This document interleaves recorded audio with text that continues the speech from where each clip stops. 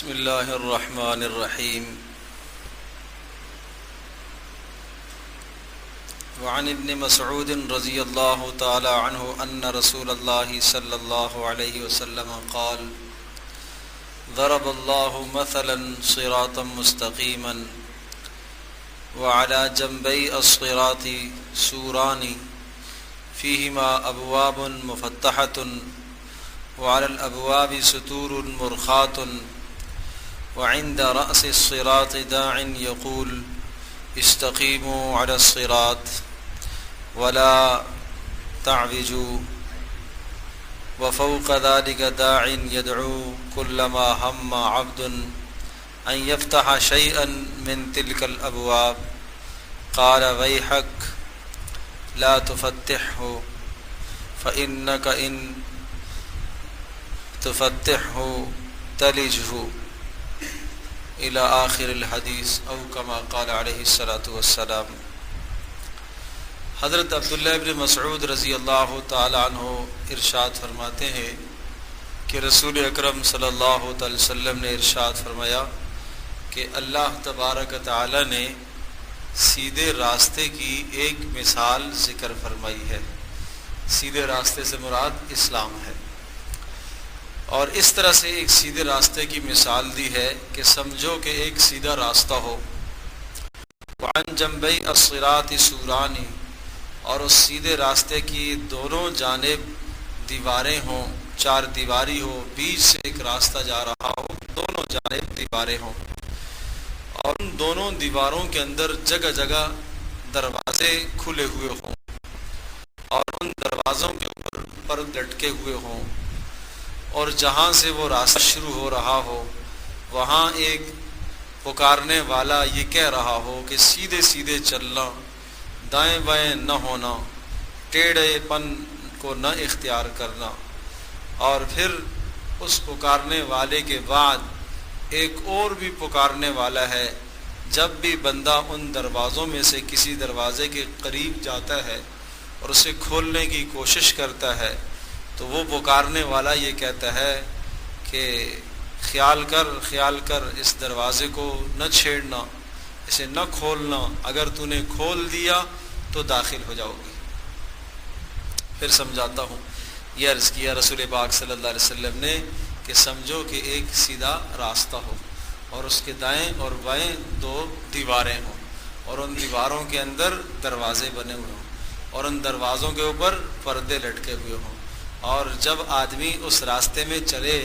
تو شروع میں ایک آدمی کھڑا ہے، وہ اسے کہہ رہا ہے کہ سیدھا سیدھا چلنا، دائیں بائیں دیکھنا بھی نہیں، کسی دروازے کو پردے کو چھونا بھی نہیں، خبردار کہ پردے کو تم ہاتھ لگاؤ۔ یہ چلنا شروع کرتا ہے، پھر جب درمیان میں خیال آتا ہے کہ دیکھوں تو صحیح دروازے کو جھانک کر اندر کیا ہے، دروازے کے قریب جاتا ہے تو پھر ایک پکارنے والا کہتا ہے خبردار نہ ہاتھ لگانا، قریب نہ آنا، اگر تو قریب آیا تو اندر داخل ہو جاؤ گے، اور اندر جو ہے مصیبتیں ہیں، اور اندر جو ہے تیرے حق میں اچھا نہیں ہے۔ حضرت صلی اللہ علیہ وسلم نے اس طرح سے مثال دی۔ پھر ارشاد فرمایا اب سنو کہ سیدھا راستہ جو بتایا آپ کو یہ اسلام ہے، سیدھا راستہ اسلام ہے، اور فرمایا کہ جو دائیں بائیں دروازے کھلے ہوئے ہیں یہ دروازے کیا ہیں؟ یہ اللہ کے محارم ہیں۔ محارم وہ چیزیں جن کو اللہ پاک نے حرام قرار دیا، وہ جگہ جگہ اسباب موجود ہیں، گناہ کے اسباب موجود ہیں، اور فرمایا کہ جو ان کے اوپر پردے لٹکے ہوئے ہیں یہ اللہ کی حدیں ہیں، اللہ نے حکم دیا کہ یہاں سے آگے تجاوز نہیں کرنا، اور فرمایا کہ وہ جو دیوار راستہ شروع جب ہوا تھا تو وہاں ایک پکارنے والا کہہ رہا تھا کہ سیدھا سیدھا چلنا، دائیں بائیں نہ جانا، کسی دروازے کو چھونا بھی نہیں۔ فرمایا وہ قرآن ہے، اور وہ جانتے ہو کہ جب آدمی دروازے کو ہاتھ لگانے لگا تو پھر ایک نے کہا کہ خبردار ہاتھ نہ لگانا، اگر ہاتھ لگاؤ گے تو اندر داخل ہو جاؤ گے۔ یہ ہر مسلمان کا دل ہے، یہ ہر مسلمان کا دل ہے۔ تو کتنی پیاری مثال ہے، کتنی پیاری مثال ہے، ہمارے سمجھنے کے لیے یہی کافی ہے کہ زندگی میں ہم جب کہیں بھی چلتے ہیں، کہیں بھی زندگی کے ہر موڑ میں دائیں دیکھو بائیں دیکھو، ہر طرف گناہ کے اسباب، یہ دروازے ہر طرف گناہوں کے کھلے ہوئے، بازار میں جاؤ، دائیں دیکھو ادھر گناہ کے دروازے، بائیں دیکھو ادھر گناہ کے دروازے، اپنے دفتر میں کام کرنے جاتا ہے ادھر گناہ کے دروازے ادھر گناہ کے دروازے، ہر طرف گناہ ہی گناہ، گناہ ہی گناہ۔ اور پھر ان گناہوں کے اوپر حدود ہیں، اللہ تبارک و تعالیٰ کی طرف سے پردے ڈلے ہوئے ہیں کہ ان کے قریب نہیں آنا۔ اور صبح صبح جب آدمی نکلتا ہے تو ظاہر قرآن کی تلاوت کرتا ہے، قرآن خود واعظ ہے، نصیحت کر رہا ہے، اور قرآن میں کئی مقام پر اللہ پاک یہ ارشاد فرما رہا ہے تلک حدود اللہ فلا تقربوها، یہ اللہ کی حدیں ہیں ان کے قریب نہ جانا، یہ اللہ پاک کی حدود ہیں ان کے قریب نہ جانا، ان کے قریب نہ جانا، ان کے قریب نہ جانا۔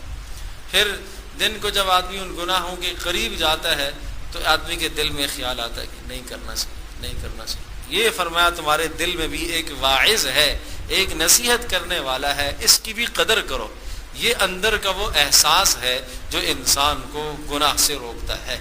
اور میرے عزیز دوستوں اور بزرگوں، اگر یہ احساس مار دیا تو بس دوبارہ نہیں آئے گا۔ نہ شکری نہ کرو اس احساس کی۔ جب گناہ سامنے آئے اور دل میں احساس آ جائے کہ یہ غلط ہے، نہیں کرنا چاہیے، تو اللہ کا شکر ادا کرو کہ ایمان کی رتی ہے اندر، ایمان کی رتی ہے جس وجہ سے یہ اندر سے احساس اٹھ رہا ہے کہ نہیں جانا چاہیے، غلط ہے۔ اور اگر اس غلطی کے اندر پڑ گیا اور ایک بار ہاتھ اس نے لگا دیا اور اس حرام کے قریب چلا گیا تو پھر وہ احساس مٹ جائے گا، دوبارہ وہ احساس نہیں آئے گا، وہ دوبارہ نہیں آئے گا، اور پھر گناہ کرتا چلا جائے گا، احساس ہی نہیں ہوگا کہ میں گناہ کر رہا ہوں، پھر گناہ کو گناہ ہی نہیں سمجھے گا۔ تو ہر شخص کے پاس دو واعظ موجود ہیں، قرآن مجید واعظ کرنے والا، اور ہر مومن کا دل اس کے اندر یہ بات ہے کہ تمہیں یہ کام نہیں کرنا چاہیے۔ ایک حدیث پاک میں حضرت صلی اللہ علیہ وسلم نے اس سے زیادہ اور واضح مثال ذکر کی۔ یہ مثال میں ذکر کرتا ہوں اور پتہ نہیں سمجھ میں تو آ جانی چاہیے، مشکل نہیں ہے۔ آپ علیہ الصلوۃ والسلام نے اس ماحول کو سامنے رکھتے ہوئے مثال دی، عرب کا جو ماحول تھا، اور وہاں جانوروں کا رواج تھا، اونٹ بھی ہوتے تھے، بکریاں، ریوڑ لوگ چراتے تھے، چراگاہیں ہوتی تھی جانور چرانے کے لیے۔ وہ لوگوں نے چراگاہیں خریدی ہوئی ہوتی تھی، ایک تو اپنی زمین رہائش کی ہوتی تھی اور ایک پوری چراگاہ ہوتی تھی، اور وہاں اس چراگاہ کے چاروں طرف باڑ لگی ہوتی تھی، اور آدمی منع کر رہا ہوتا تھا کہ میری چراگاہ میں سوائے میرے جانوروں کے کوئی اور نہ آئے،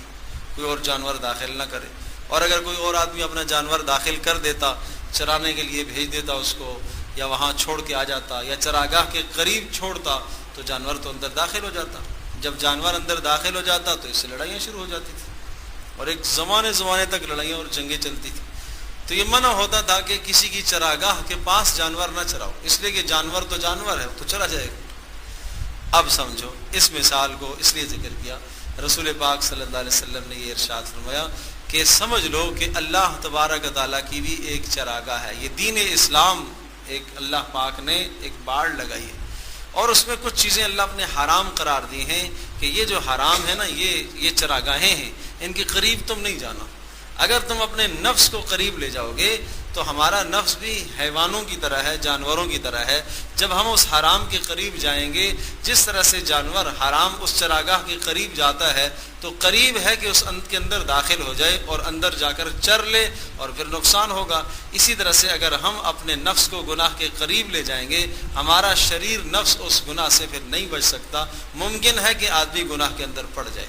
اس لیے آپ علیہ السلام نے ارشاد فرمایا کہ جو حرام کی جگہ ہیں، حرام کے مواقع ہیں، جہاں گناہوں اور نافرمانیوں کے اسباب ہیں، گو کہ تم گناہ نہیں کر رہے ہو لیکن آپ اس کے قریب بھی نہ جاؤ، آپ اس کے قریب بھی نہ جاؤ، آپ اپنے اوپر بھروسہ نہ کرو، آپ اعتماد نہ کرو کہ نہیں بھائی میں تو نہیں گناہ میں ملوث ہو سکتا ہوں۔ آپ کو پتہ ہے ایک جگہ بے حیائی کی ہے اور آدمی کہے نہیں میں تو 100% پارسا ہوں، بزرگ ہوں، نظریں نیچی کر کے جاؤں گا، پھر بھی کہیں نگاہ پڑ سکتی ہے۔ کوشش کرو ایسی جگہ سے بچنے کی، کوشش کرو جو گناہوں کی جگہ ہیں ان گناہوں کے اڈوں پر آدمی اپنے آپ کو نہ لے جائے۔ تو حضرت صلی اللہ علیہ وسلم نے اس طرح سے مثال دے کر ہمیں سمجھایا کہ دین اسلام ایک سیدھا راستہ ہے، اور اس کے دائیں اور بائیں ہر طرف دروازے ہی دروازے ہیں۔ کس چیز کے؟ گناہوں کے دروازے۔ ان دروازوں پر پردے بھی ڈلے ہوئے ہیں، یعنی تمہیں بتایا جا رہا ہے کہ گناہ پوشیدہ ہیں، چھپے ہوئے ہیں، لیکن پھر بھی اگر کوئی آدمی دروازے کے قریب جاتا ہے، پردے کو ہٹاتا ہے تو گناہ کے اندر ملوث ہو جائے گا۔ اس لیے آپ علیہ السلام نے ارشاد فرمایا کہ جب تم اس راستے پر چلنے لگو گے، شروع میں تمہیں ایک واعظ کہے گا، یعنی قرآن مجید تمہیں پکار پکار کر کہہ رہا ہے اس راستے میں ٹھیک ٹھیک چلنا، دائیں بائیں نہ جانا، اور پھر جب تم اس گناہ کے قریب جاؤ گے، کسی دروازے کو چھونے لگو گے، پھر تمہارے دل سے اندر سے آواز اٹھے گی کہ نہیں کرو، یہ غلط کام ہے۔ اگر اس کا احساس آپ نے کر لیا اور دل کے اندر یہ جذبہ پیدا ہو گیا کہ ہاں یہ غلط کام ہے، مجھے بچ جانا چاہیے، تو پھر بچ جاؤ، اس کو اللہ پاک کی نعمت سمجھو، اس احساس کی قدر کرو، اور اگر یہ احساس ختم ہو گیا تو پھر یہ دوبارہ احساس پلٹنا بڑا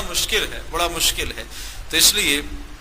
جہاں پر بھی گناہوں کے اسباب ہیں، ان گناہوں کے اسباب سے انسان اپنے آپ کو دور رکھے، آدمی نہ ان گناہوں کے اسباب کے پاس جائے، اور اپنے ایمان کی حفاظت کرو بھائی۔ قدم قدم پر ایسے اسباب ہیں جو انسان کے ایمان کو ضائع کرنے والے ہیں، انسان کے ایمان کو برباد کرنے والے ہیں، اور انسان کے ایمان کو، دین کو خراب کرنے والے اسباب ہیں۔ ان اسباب سے اپنے آپ کو بچاؤ، نظروں کی حفاظت، ہاتھوں کی حفاظت، پیروں کی حفاظت، جسم کے ایک ایک عضو کو گناہوں سے بچانا، یہ ہم سب کی ضرورت ہے، یہ ہمارے ایمان کی حفاظت ہے، اور اگر نہیں کریں گے تو پھر پکڑے جائیں گے۔ آخرت میں بھی سزا ہے، دنیا کے اندر بھی ذلت اور رسوائی ہے، اور آخرت کے اندر تو ہمیشہ کی ذلت اور رسوائی ہے۔ تو اس لیے ہر قسم کے گناہ کے سبب سے انسان اپنے آپ کو دور رکھے۔ اللہ تبارک و تعالی ہم سب کے لیے عمل کرنا آسان فرمائے۔